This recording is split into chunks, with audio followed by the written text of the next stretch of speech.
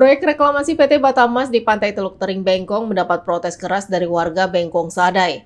Ketua RW 12 Kelurahan Nayon Anwar Effendi Dalimunte mengungkapkan bahwa reklamasi tersebut telah menyebabkan banjir besar yang merendam ribuan rumah hingga setinggi dada setiap musim hujan dalam setahun terakhir. Menurut warga, reklamasi tersebut telah menyebabkan pendangkalan dan penyempitan muara sungai yang kini lebih mirip bendungan. Jadi banjir yang terbesar itu yang kami alami khusus di lingkungan Kelurahan ini.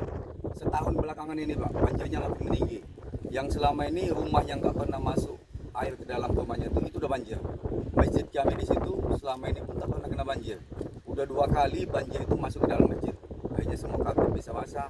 Yang dulunya kita nggak tahu nggak pernah banjir, hujan tiba-tiba banjir terapung semua karpetnya semua. Menurut Ketua RW 3 Bengkong Kolam yang juga nelayan Romi, menyatakan lebih dari 70 nelayan kini kesulitan mencari ikan akibat sedimentasi yang terjadi karena reklamasi tanpa tembok pembatas. Reklamasi ini telah berlangsung sejak tahun 2000-an dan semakin masif sejak tahun 2015. Perusahaan pernah memberikan kompensasi pada tahun 2005, tetapi tidak merata. Bahkan 2 minggu lalu nelayan telah melaporkan masalah ini ke Polda Kepulauan Riau setelah berbagai upaya termasuk bersurat ke pemerintah pusat sejak tahun 2019 dan mengajukan rapat dengar pendapat ke DPRD sejak 2002, namun tidak pernah direspon. Maaf cerita dulu kami tak perlu mesin, hanya berdayung-dayung kami sudah melimpah hasil di sini.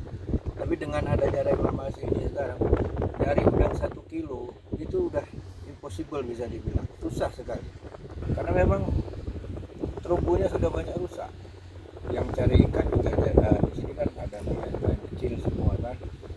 Sementara itu, pendiri NGO Akar Bumi Indonesia, Hendrik, menegaskan bahwa area reklamasi tersebut masih dalam sengketa lingkungan antara perusahaan dan masyarakat.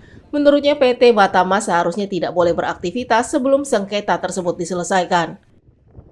Bahkan 5 bulan yang lalu, pihaknya beserta tim Gakum yang juga terdiri dari ahli-ahli lingkungan melakukan rekayasa engineering.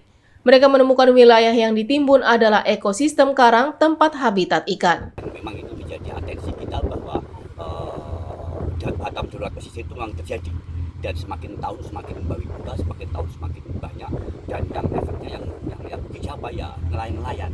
Bahkan di sini kan ada efek di mana ketika ditutup alurnya dikurangin ini akhirnya ketika banjir dia bisa kembali dan membuat warga-warga di sekitar sini menjadi kebanjiran.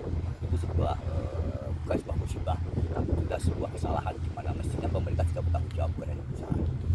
Menurut Hendrik, Undang-Undang Nomor 32 Tahun 2009 menyediakan 3 jalur penyelesaian, pidana, perdata, dan administrasi.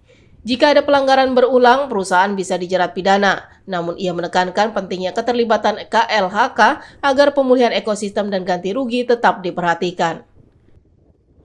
Dari Batam Kepulauan Riau, Randi Rizky, UTV mengabarkan.